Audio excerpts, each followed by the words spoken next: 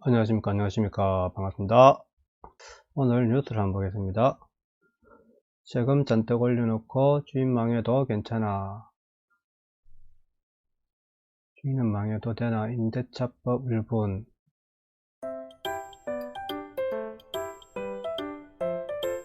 24일 오후 서울 여의도 국회 본회의에서 상가건물 임대차 보호법 일부 개정안이 통과되었다는 것입니다.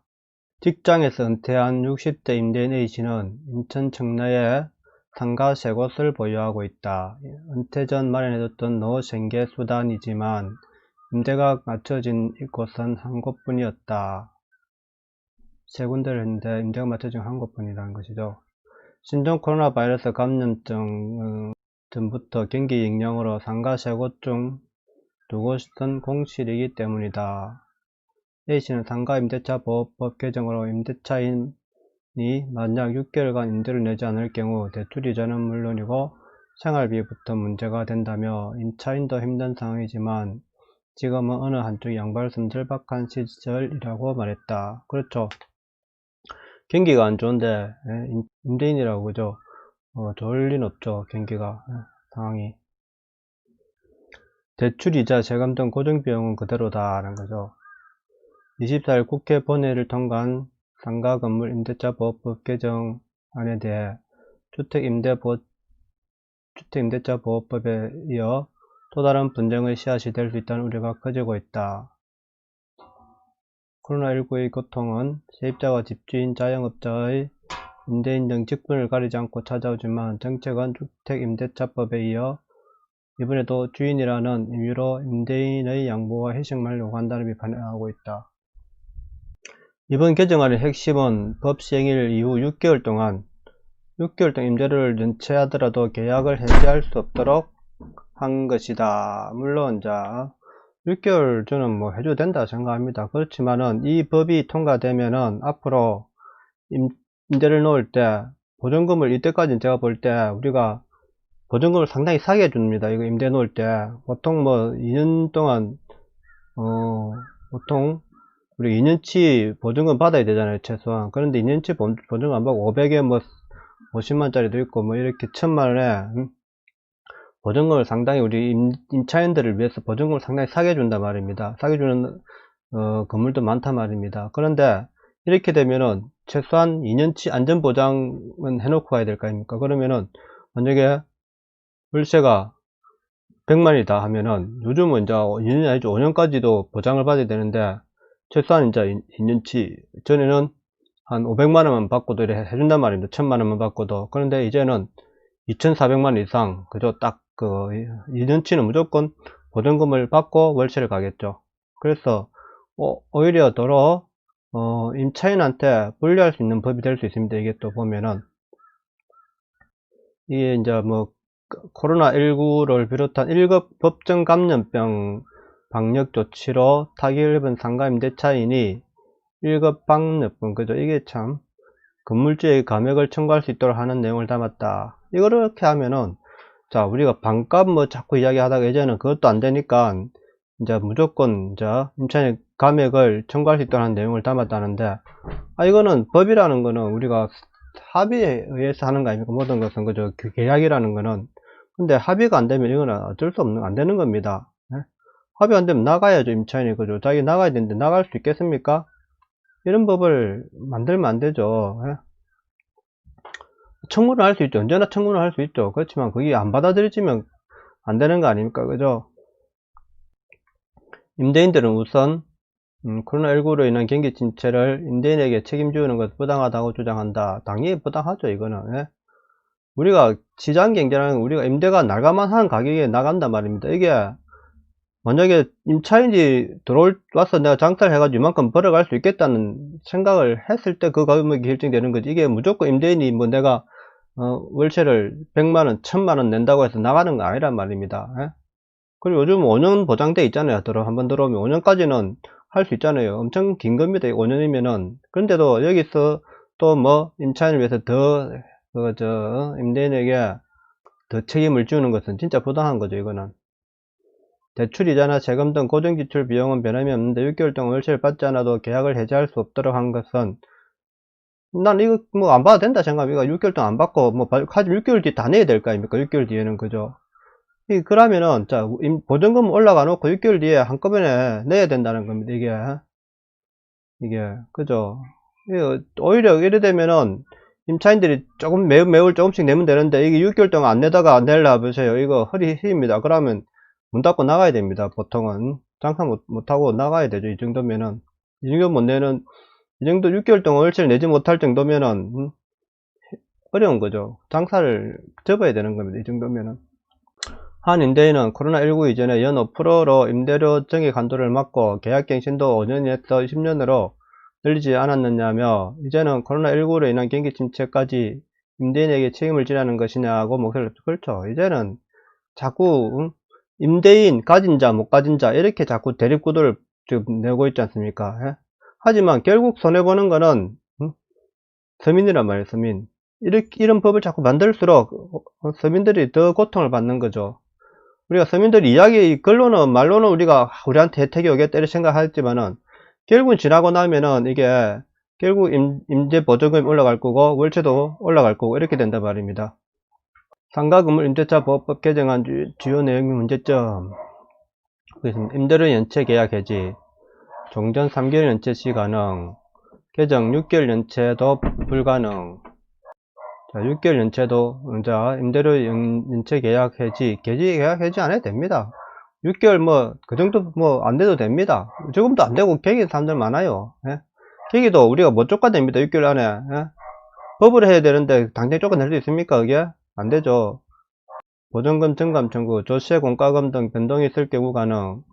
우리가 진짜 어렵다는데 왜 안 밀어주겠습니까? 하지만은 내겠다는 의지가 있는 사람한테 연체를 해주는 거죠. 내겠다는 의지를 없는 사람들은 연체해봤자 필요 없는 거죠. 장사가 아예 안 되는 거는 어느 시기 지나서 조금씩 갚으면 되겠죠. 그죠? 우리도 그런 거는 저는 이해합니다. 이런 거는 이해할 수 있지만은 이렇게 6개월 때 밀려가지고 나중에 한꺼번에 내려면은 더 힘든 거죠. 보증금 증감 청구. 종전의 조세 공과금 등 변동이 있을 경우만 가능한데 일거 감면 맥추가 보증금을 이제 감액받을 수 있는 이제 청구를 할 수 있다는 건데 이 청구라는 거는 계약이라는 거는 합의된 것에 있어 우리가 강제로 할 수 없는 겁니다. 이거는 절대로 감액 이후 원상복구 감액 이후 원상복구는 5% 이내로 정 5% 크죠. 저희들은 나는 5%만 올라도 괜찮다 생각합니다. 이거 5%씩 2년마다 5% 올라도 크단 말입니다. 이게 2년마다 5% 오르는 것도 저는 뭐 5% 올라 근데 5% 다 못 올립니다. 이거 주인이 2년마다 올릴 수 있는 상가가 그래 많지 않습니다. 우리가 보면은 진짜 먹 좋은 것이 갑자기 상권이 떠가지고 이렇게 막 주위에 재개발됐거나 대형 빌딩이 들어가고 토지가 있어가지고 한 대만 5% 올릴 수 있지. 안 그러면 일반 동네 상가들은 실제로 이렇게 5%씩 못 올립니다. 몇 년 만에 어쩌다 조금씩 아예 몇 년을 10년간 한 번도 안 올린 데도 많습니다. 이게 우리가 임대인들을 자꾸 제인시 나쁘게 생각하는데 절대 안 그렇습니다. 우리가 임대인이 없으면은 임차인들이 어떻게 내가 건물 사가지고 장사를 해야 되는데 내가 그 돈을 다 가지고 올 수 있습니까? 그래서 임대를 하는 겁니다. 내가 적은 돈으로 장사해보고 안 되면은 이제 나가야 되는 거죠. 근데 이게 무리하게 우리나라 지금 상가가 문제가 뭔지 하면은 체인점이란 말이에요. 체인, 그죠? 체인. 체인점을 우리가 집게 장사하려는 우리가 인테리어도 너무 그죠? 비싼 인테리어 하면 안 되죠. 1억 몇 천만씩, 2억 3천, 3억씩 이렇게 들어가면서 인테리어 하니까 이게 인테리어비 아까운 겁니다. 그런데 사실 이거 악기 갖고 하면은 한 1, 2천에서 1억 안에 다 할 수 있습니다. 인테리어를. 그래서 5년 동안 내가 쓰고 나가면은 된단 말입니다. 그런데 5년 동안 장사가 잘 되면 임대인 임차 또 올려주고 주인하고 관계 좋게 해가지고 세 올려주고 또 하면 되는 거죠. 이게 시장이라는 거는 자연스럽게 가는 겁니다. 장사 되는 곳이 올리지 장사 안 되는 곳이 올릴 수 없단 말입니다. 이게 과도한 재산권 침해 목소리 커진다는 거죠.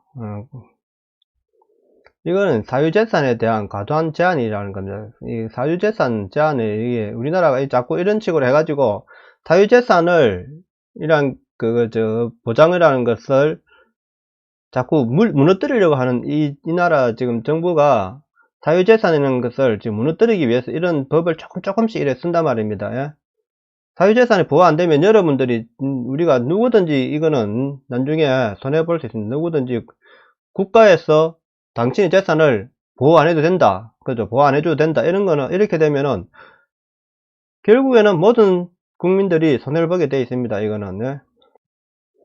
원래 계약법 이론상으로는 임차인이 차임 직업을 1회라도 지체하면 계약 위반인데, 상가임대차보호법은 임차인을 보호하기 위해 이를 3회로 늘린 것인데, 거기에 6회에 걸친 차임 연체에도 불구하고 계약갱신을 거절하거나 계약 해지를 할 수 없도록 하는 것은 임대인의 사유재산권에 대한 과도한 제한이 될 우려가 있다는 거죠. 그럼 6개월 뒤에, 6개월 연체하고 나서 6개월 뒤에는 어떻게 됩니까? 안 갚아도 되는 겁니까? 6개월 뒤에 한꺼번에 내야 될 거 아닙니까? 그러면은. 이 법이라는 게 무조건 끼야 맞추기식으로 이렇게 누더기로 만들면 안 되는 겁니다. 무슨 문제가 있을 건지 미리 예상해보고 해야 되는 거죠. 과거 금융감독원이 은행에 대해 유예를 권한 사례는 있지만, 이렇게 개인 간 거래 임대차 계약법이 임대차 계약에 법이 개입을 해서 의무적으로 유예를 규정하는 것은 본질적으로 이거 안 되는 거죠. 이거는 하면 안 되는 거죠. 재산권 침해. 우리 사유재산이 사유재산권이 없어지면은 결국에는 우리는 이제 우리 재산이 아닙니다. 모든 것은 이거는 그 나라의 것, 나라 거 이래 되면은, 그러면 국가 왕권 시대로 돌아가죠. 왕권 시대로. 그거는 전제군주 시대로 돌아가는 거죠. 그래 되면은 그런 시대 돌아가고 싶습니까, 여러분은? 남획 청구권 분쟁만 늘릴 것으로 시장에서는 보고 있다. 이거 청구권 분쟁이, 이거 분쟁만 생겨, 이 법으로 또 모든 것을 해결하려면 이거 골치 아픕니다. 이래 되면 법을 하려면은 법도 돈 있는 사람들이 할 수 있는 거지, 돈 없는 사람은 법을, 예? 이거 해도 어렵단 말입니다. 돈 들고 시간 뺏기고. 일급 감염병에 의한 경제사정 변동을 명시했다. 코로나가 다 같이 함께 좀 슬기롭게 극복하자고 해야 되는데, 자꾸 니 나쁘고 이렇게 해버리면 안 된단 말입니다. 시장에서는 현재 차임 정감 청구권을 사문화하다시피 한 규정으로 평가하는데, 사유를 명시함으로써 청구권 활용을 유도하는 효과가 있다는 것이다. 다만 사유를 규정하더라도 감액의 범위 등은 여전히 법원의 판단을 받아야 하는 점을 고려하면 결국 법적 분쟁이 늘어나는 건 아니냐는 지적이다. 정부는 앞서 주택임대차보호법을 개정해 세입자의 권리를 대폭 강화했다. 자, 주택도 그렇고 이제 상가도 그죠. 이렇게 이제 자꾸 서민들을 위한 정책을 쓴다 하지만은, 그것이 서민들을 위한 것이 아니라 뭐 가진 세를 준 임대인들이, 자, 내가 불안하게 임대를 주고 싶지 않잖아요. 그죠? 그래서 안전성을 담보를 하고 임대를 준단 말입니다. 그러면 자꾸 이 세입자의 권리 강화하면은 더 안전된 장치를 하고 월세를 올리든가 보증금 올리든가 할 거 아닙니까? 그죠? 자, 이게 나갈 수밖에 없는, 그렇게 해도 임대를 얻을 수밖에 없는, 서민들은 당장 돈 100만원이라도 벌어야 된다 아닙니까? 그죠? 이 장사를 해가지고. 그런데 상가 없이 내가 건물을 살 수 없는 상황에서 어떻게 그 장사를 할 수 있단 말입니까? 길거리에서 해란 말입니까? 그럼 길거리에서 할 수 있는 법을 길거리에서 전부 다 길거리 나가서 해야죠. 그죠? 이런 가운데 상가임대차보호법 개정안이 국내 최대 자영업자 커뮤니티인 아프니까 사장이다 올라온 반응을 보면 부정적인 내용이 적지 않다. 당장 어려운 상황만큼 지지한다는 의견도 있지만 상당수는 근본적인 자영업자의 피해 대책과 거리가 멀고 오히려 부작용만 나을 것이라는, 대부분의 상가는 이렇게 우리가 그렇게 임대료를 많이 안 받습니다. 우리가 아주 서울처럼 갑자기 뜨는 상가, 그죠? 무슨 이런 그런 데만 상가 가격이 비싸지, 일반적으로 우리가 딱 정해진 가격, 장사가 될 만한 가격에 다 이게 내고 있단 말입니다. 예? 장사가 안 돼서 임대가 안 나가면 계속 낮추죠. 임대료를 자꾸 낮출 수밖에 없는 게 그 임대인은 아닙니까? 그죠? 건물주가 다 이래 임대료를 무조건 자기가 받고 싶은 만큼 받을 수 있는 게 아니라, 시장이라는 거는 들어오려고 하는 사람과 내려고 하는 사람이, 사고 팔고 하는 사람이 합의가 맞아야 되는 거 아닙니까? 합의가, 그죠? 합의 맞아야 이게 되는 건데, 그 합을, 그죠? 정부에서 강제로 이거를 무너뜨리면은 서로 간에 안전장치를 할 수밖에 없는 거죠. 이래 되면은 실효성이 없다는 겁니다. 실효성이 없는 법을 자꾸 만든다는 겁니다. 그래서 시장을 자꾸 흔들어 가지고 전부 다 못 살게 한다는 겁니다. 이래 되면은 서로 힘들게 한다는 겁니다. 이래 되면은 임대인이 거절하면은 감정만 상할 뿐 그 이상 임차인과 임대인이 서로 감정 좋게, 그저 사이 좋게 이렇게 되는 상가들이 많단 말입니다. 서로, 고생하시죠 하면서 좀 어려운 게 없습니까 하면서, 야, 장사가 안 되는데 당연히 이거 임대가 나갈 거 아닙니까? 나서 그럼 내놓으면은, 안 나가면은 임대인도 손해란 말입니다. 이게 상가라는 게 내가 월세를 아무리 비싸게 받고 싶어도 임대가 안 나가면은 손해 아닙니까? 그죠? 그러니까 어쩔 수 없이 사기 내놓은 것도 많단 말입니다. 예. 그런 데를 또 임차인들은 구하고 또 활용을 하고 그래서 돈 버는 사람도 많고 그런 거 아닙니까? 저도 뭐 이때까지 내 직장 생활 10년 하다가 자영업 한 2번 정도 나는 자영업 때 건물주가 그렇게 막 갑질하고 이런 거는 아닙니다. 내가 볼 때 내가 임차인을 경험해봤다면 저도 임차인이죠. 그런데 자, 내가 자영업을 해가지고 돈을 벌었지. 자영업 해가지고 돈을, 임대인 때문에 내가 손해를 봤다. 이런 건 없단 말입니다. 장사라는 거는 잘 되다가도 정부에서 자꾸 규제가 들어오니까 장사가 안 돼서 내가 장사를 말아먹었지. 예? 정부 규제가 뭐 없거나, 뭐, 어떤 사기꾼이 사기를 안 치면은 그렇게 될 리는 없죠. 6개월 연체 허용 또는 임시조치 이후에 보전금 인상 요인으로 작용해 오히려 부메랑이 될 수 있다는 거죠. 보전금이 이제 이렇게 끝나면 보전금 인상을 한단 말입니다. 이래 되면 안전장치를 하게 돼 있죠. 자, 보전금을 500만, 자, 6개월치, 3개월 더 주면은 그 3개월치 플러스 해가지고 보전금을 올려놓으면 된단 말입니다. 그럼 이 사람 6개월 보전금, 월치를 안 내도 이미 보전금에서 빠져나왔기 때문에 상관없단 말입니다. 이렇게 되니까 자꾸 국가에서는, 정부에서는 이런 생각을 못 한단 말이에요. 우리는 딱 그 내용만 봐도 이러면 보전금 올라가겠다 이런 생각이 딱 드는데 그렇죠. 연체된 기간은 넓은데도 어차피 연체된 월세는 보전금에서 차감되기 때문에 임차인의 입장에서 실질적인 혜택은 거의 없다는 겁니다. 이게 주택임대차하고 똑같은 지금 범하고 있다는 거죠. 이게 정부에 나는 왜 이런 법을 자꾸 만드는지 이해가 안 됩니다. 솔직히.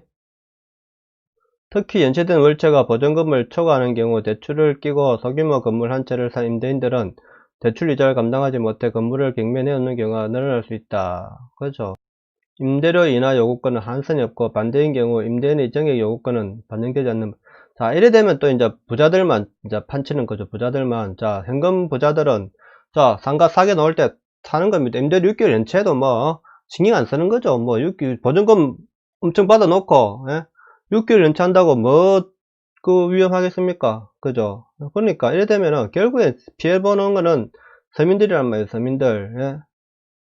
임차인들이 더 손해보는 거죠. 이런 법을 자꾸 누더기 법을 만들면 만들수록 시장이라는 것은 아주 이게 시장 질서라는 게 우리가 아주 이게 살아있는 생물체와 똑같단 말입니다. 이게 서로 계약이라는 것은 서로 사고자 하는 사람과 팔고자 하는 사람의 가격이 맞아야 이 거래가 되는 거 아닙니까? 가격이 안 맞으면 거래가 안 되는 겁니다. 그 계약이, 가격이라는 거는 시장에 의해서 자동적으로 생겨나는 거죠. 이 가격이라는 것이. 가격을 자꾸 뒤흔들려 하면은 나라가 이 경제가 망하는 겁니다. 예를 들면은 경제가 활성화도 안 되고 위험해지는 이거 무너지는 거죠. 경제가 무너지면 아무리 우리가 세금을 복지를 하려도 할 수 없단 말입니다. 장사가 잘 돼갖고 세금을 많이 내야 되는 거 아닙니까?